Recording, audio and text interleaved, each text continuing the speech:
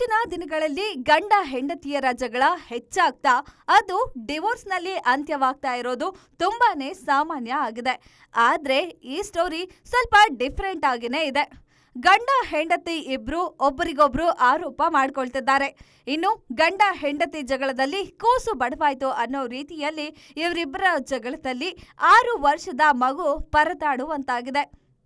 ಕೊನೆಗೆ ಇವರಿಬ್ಬರ ಜಗಳ ಚೆನ್ನೈ, ಅಮೆರಿಕಾದಲ್ಲೆಲ್ಲ ಓಡಾಡಿ ಕೊನೆಗೆ ಸಿಂಗಾಪುರದಲ್ಲಿ ಸಖತ್ ಸದ್ದು ಮಾಡಿದೆ.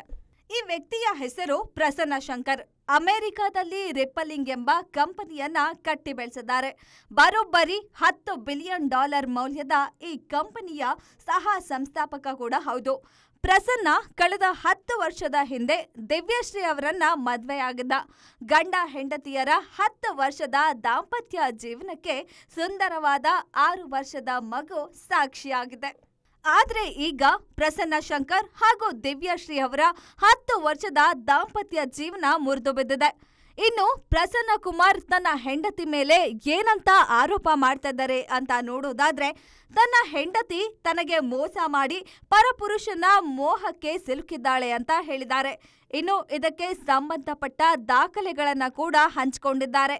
ಚೆನ್ನೈನಲ್ಲಿ ಹುಟ್ಟಿ ಬೆಳೆದ ಪ್ರಸನ್ನ ಅಮೆರಿಕದಲ್ಲಿ ಯಶಸ್ವಿ ಉದ್ಯಮಿ ಆಗಿದ್ರು.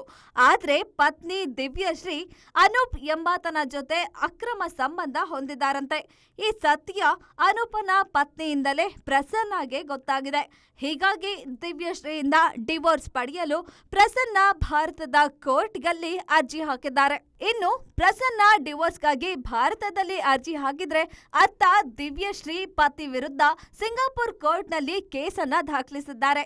ನನ್ನ ಅಶ್ಲೀಲ ಫೋಟೋಗಳನ್ನ ಪತಿ ಪ್ರಸನ್ನ ಹರಡ್ತಾ ಇದ್ದಾರೆ ಅಂತ ದೂರಿನಲ್ಲಿ ತಿಳಿಸಿದ್ದಾರೆ.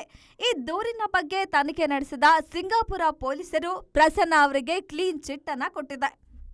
ಇನ್ನು ಇಷ್ಟಕ್ಕೆ ಸುಮ್ಮನಾಗದ ದಿವ್ಯಶ್ರೀ ಪತಿ ಪ್ರಸನ್ನ ವಿರುದ್ಧ ಅಮೆರಿಕದಲ್ಲಿ ಡಿವೋರ್ಸ್ ಕೇಸನ್ನ ಹಾಕಿದ್ದಾರೆ. ಈ ವೇಳೆ ಪತ್ನಿ ವಿರುದ್ಧ ಪ್ರಸನ್ನ ತನ್ನ ಮಗುವನ್ನ ಕಿಡ್ನಾಪ್ ಮಾಡಿದ್ದಾಳೆ ಎಂದು ಅಂತಾರಾಷ್ಟ್ರೀಯ ಕೋರ್ಟ್ನ ಮೊರೆ ಹೋಗಿದ್ದಾರೆ.